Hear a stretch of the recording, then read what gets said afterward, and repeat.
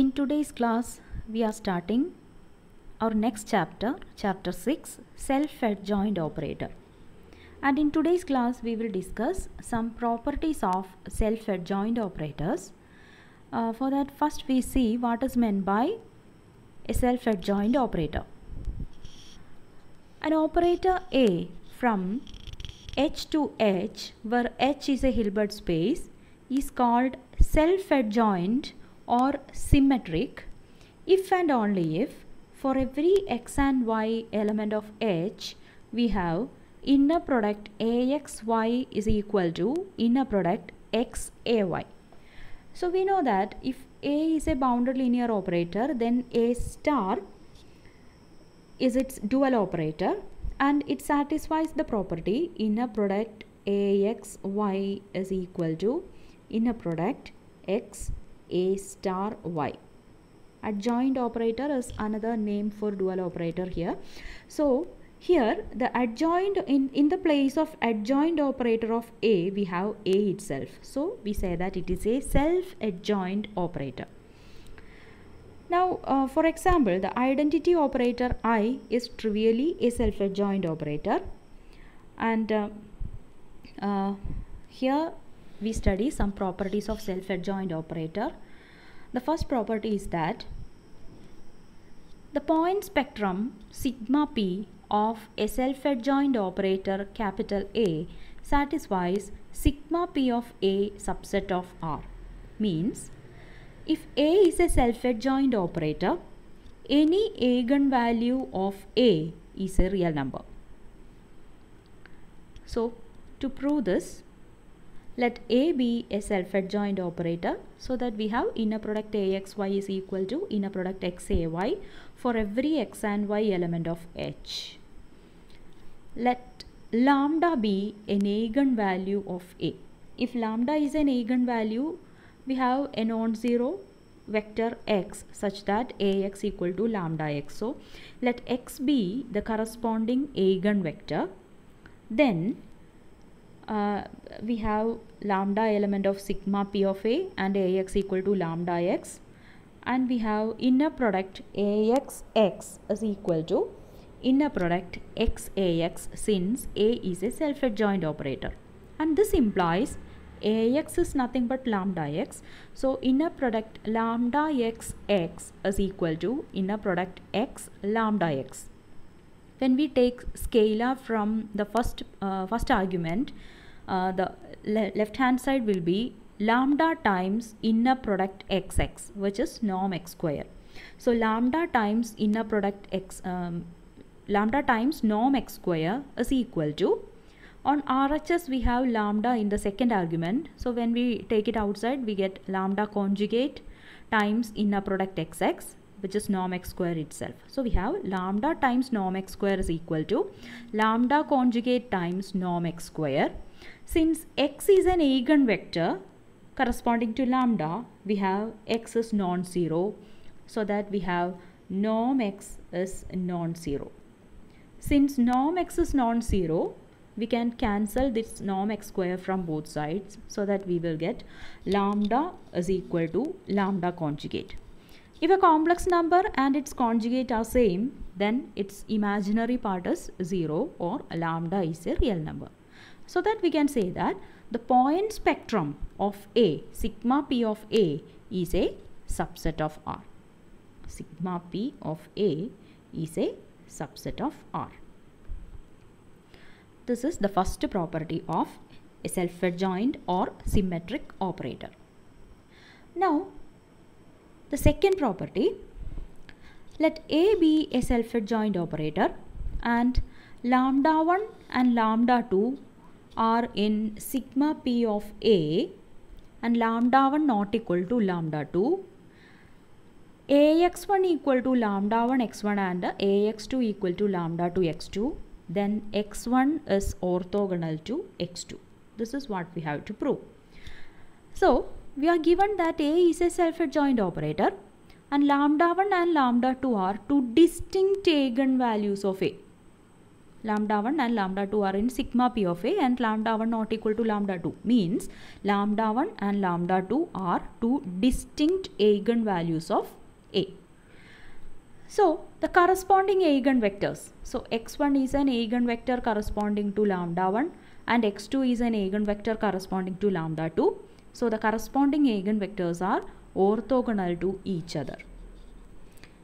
So to prove this result, since A is a self-adjoint operator, we have inner product A x1 x2 is equal to inner product x1 A x2.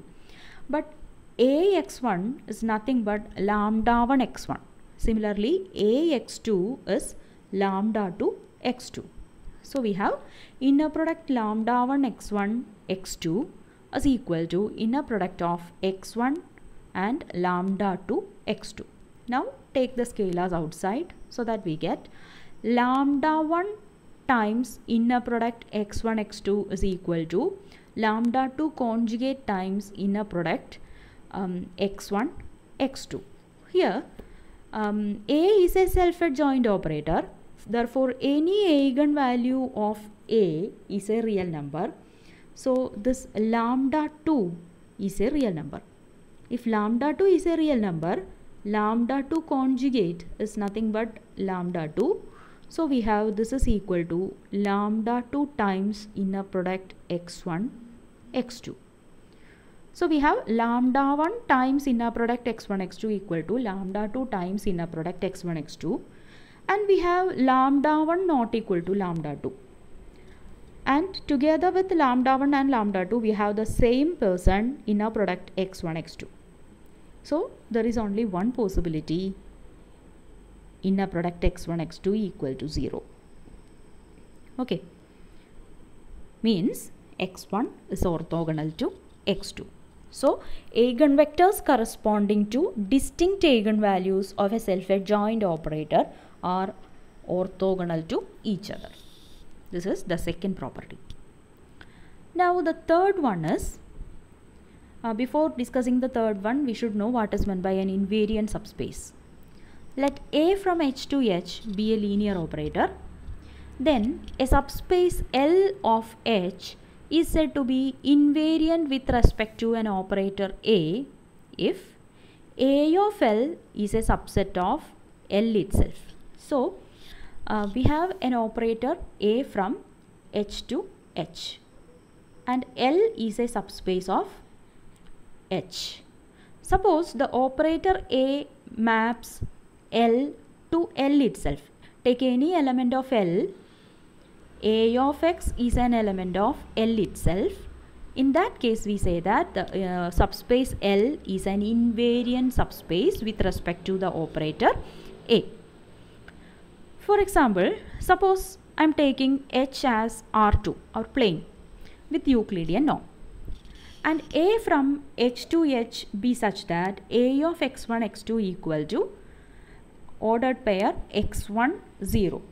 Means we are considering A as the orthogonal projection onto the real line, real axis. Okay, and I am taking L as set of all ordered pair x0 where x varies over R. This is nothing but the real line. Then A maps L to L itself, because if we take any element of L, it is of the form ordered pair x0, and if we apply A to ordered pair x0, we will get x0 itself, which is again an element of L. So we have A of L is a subspace of L. So A is invariant under this operation. Now the third property of symmetric operator or self-adjoint operator is that if L subset of H is invariant with respect to the symmetric operator A, then so is L-perp. Means, suppose A is a symmetric operator or self-adjoint operator and L is invariant under A, then L-perp is also invariant under A. So you take any element of L-perp, A will map that element to L-perp itself, to some element of L-perp itself. So to prove this result, I am taking y as an element of L perp and x as an element of L. Then L is an invariant subspace of H with respect to A, implies this AX is an element of L, because X is an element of L and L is invariant with respect to A, therefore AX is an element of L. If AX is an element of L, inner product AXY is equal to 0, because we know that this AX is in L and Y is in L perp. So they are orthogonal to each other. Their inner product is equal to 0. So inner product AXY is equal to 0. Inner product AXY is same as inner product XAY, because A is a symmetric operator. A is a self-adjoint operator. Therefore we have inner product of X and AY is also 0. And this is true for every X element of L. Let X be any element of L. We have inner product XAY is equal to 0. Means AY is orthogonal to X for all X element of L, or AY is an element of L perp. Whenever Y is an element of L perp, we have AY is an element of L perp. Means L perp is also invariant under the self-adjoint operator A. Now I am moving to the next result, the fourth property. Suppose A and B are symmetric operators or self-adjoint operators and they commute each other. We have AB is equal to BA. Then AB is also symmetric. This is our result. A and B are self-adjoint operators which commute each other, so that AB is symmetric. To prove this, we are considering A and B from H to H as symmetric operators, and X and Y be element of H, and they are chosen arbitrarily. Then inner product ABXY, inner product of ABX and Y is equal to inner product BXAY, because we know that ABX is nothing but A acting on BX. Suppose this is equal to some Z. So what we have is inner product AZY. Since A is a symmetric operator, we can write this as ZAY